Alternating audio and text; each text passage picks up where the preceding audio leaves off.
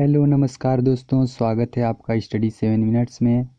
आज हम किसानों के लिए जो 3 कानून लाए गए हैं उसके बारे में जानेंगे और किस बात पे किसान आंदोलन हो रहा है और सरकार का क्या तर्क है और विपक्ष क्या कह रहा है, उसका पूरा एनालिसिस करेंगे।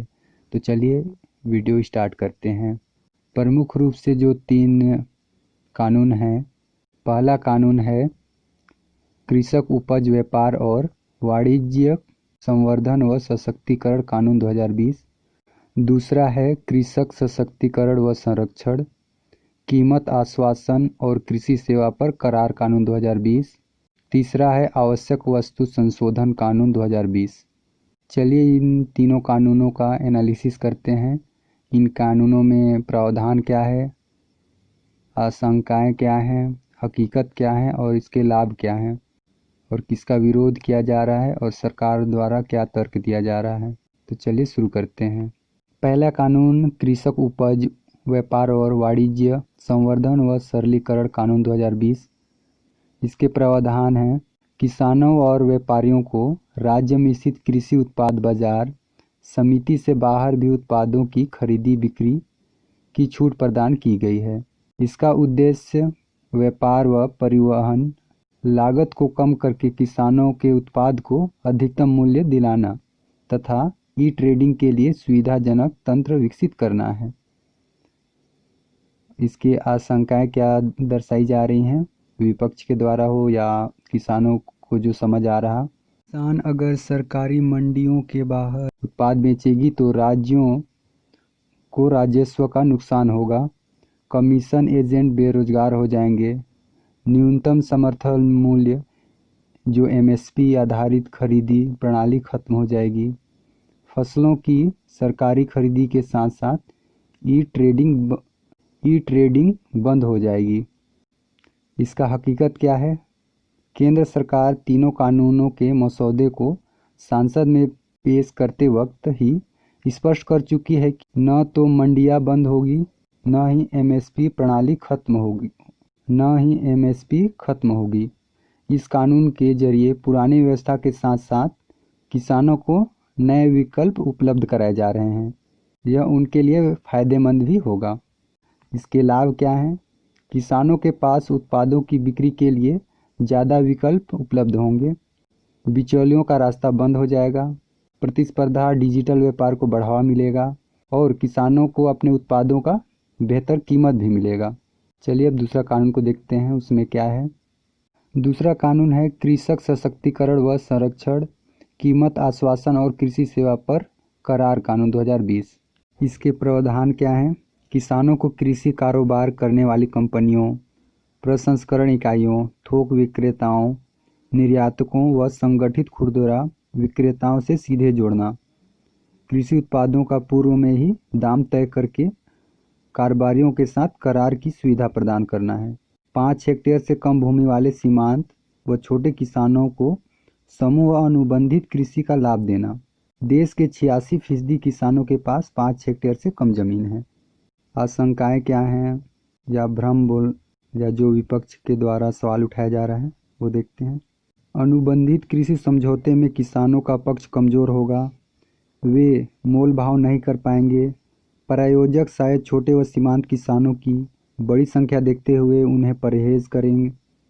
बड़ी कंपनियां, निर्यातक, थोक विक्रेता व प्रसंस्करण इकाइयां किसी भी प्रकार के विवाद का लाभ उठाना चाहेगी। कृषि क्षेत्र में भी उद्योगपतियों या कॉरपोरेट घरानों के हाथ में चला जाएगा, ऐसा मानना है। इसका हकीकत क्या है? सरकार स्पष्ट कर चुकी है कि इस कानून का लाभ देश के 86% किसानों को मिलेगा। किसान जब चाहे अनुबंध तोड़ सकते हैं, लेकिन कंपनियां अनुबंध तोड़ती हैं तो उन्हें जुर्माना अदा करना होगा। तय सीमा में विवादों का निपटारा होगा। खेत और फसल दोनों का मालिक हर हाल में किसान ही होगा। लाभ क्या बताए जा रहे हैं इसके? कृषि क्षेत्र में शोध व विकास कार्यक्रमों को बढ़ावा मिलेगा। अनुबंधित किसानों के सभी प्रकार के आधुनिक कृषि उपकरण मिल पाएंगे। उत्पाद बेचने के लिए मंडियों या व्यापारियों के चक्कर नहीं लगाना पड़ेगा। खेतों में ही उपज की गुणवत्ता, जांच, ग्रेडिंग व परिवहन जैसी सुविधाएं उपलब्ध होंगी। किसानों को नियमित और समय पर भुगतान मिल सकेगा। आपको सेकेंड कानून भी क्लियर हो गया होगा। क्लियर नहीं होगा तो वीडियो दोबारा भी देख सकते हैं। आइए आगे बढ़ते हैं तीसरे कानून की ओर। तीसरा कानून है आवश्यक वस्तु संशोधन कानून 2020। इसके प्रावधान हैं अनाज, दलहन, तिलहन, प्याज व आलू आदि को आवश्यक वस्तु की सूची से हटाना। युद्ध जैसी अपवाद स्थितियों को छोड़कर इन उत्पादों के संग्रहण की सीमा तय नहीं की जाएगी। इसकी जो आशंकाएं हैं या जो भ्रम है विपक्ष द्वारा उठाए जा रहे सवाल, आइए जानते हैं। असामान्य परिस्थितियों के लिए तय की गई कीमत की सीमा इतनी अधिक होगी कि उसे हासिल करना आम आदमी के वश में नहीं होगा।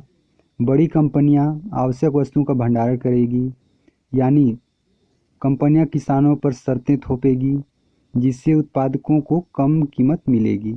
ये मानना है विपक्ष द्वारा या जो किसान विरोध कर रहे हैं उनके द्वारा। इसकी हकीकत क्या है आइए जानते हैं। कोल्ड स्टोर व खाद्य प्रसंस्करण उद्योग में निवेश बढ़ेगा क्योंकि वे अपनी क्षमता के अनुरूप उत्पादों का भंडार कर सकेंगे। इससे किसानों की फसल बर्बाद नहीं होगी। फसलों को लेकर किसानों की अनिश्चितता खत्म हो जाएगी। व्यापारी आलू व प्याज जैसी फसलों की भी ज़्यादा खरीदी करके उनका कोल्ड स्टोर में भंडारण कर सकेंगे। इससे फसलों की खरीदी के लिए प्रतिस्पर्धा बढ़ेगी और किसानों को उनके उत्पादों की उचित कीमत भी मिल पाएगी। आइए जानते हैं इसके और क्या क्या लाभ हैं। कृषि क्षेत्र में निजी व प्रत्यक्ष विदेशी निवेश को बढ़ावा मिलेगा। कोल्ड स्टोरेज व खाद्यान्न आपूर्ति श्रृंखला के आधुनिकीकरण में निवेश को प्रोत्साहन मिलेगा। किसानों की फसल बर्बाद नहीं होगी, उन्हें समुचित कीमत मिलेगा। जब सब्जी की कीमत दुगनी हो जाएगी या खराब न होने वाली अनाज का मूल्य 50% बढ़ जाएगा तो सरकार भंडारण की सीमा तय कर देगी। इस प्रकार किसान व खरीदार दोनों को फायदा होगा। आपको काफ़ी हद तक तीनों नियम क्लियर हो गए होंगे और समझ आ गया होगा क्या हकीकत है और क्या भ्रम है, क्या झूठ क्या सच आपको इस वीडियो के माध्यम से पता चल गया होगा। तो ज़्यादा से ज़्यादा वीडियो को शेयर करें। वीडियो को लाइक नहीं किया होगा तो लाइक करें और चैनल पे नए होंगे तो सब्सक्राइब करें। ऐसे ही ट्रेंडिंग टॉपिक इस चैनल पे आते रहेंगे और परीक्षा उपयोगी अन्य वीडियो के साथ फिर से हाजिर होंगे। अभी के लिए धन्यवाद।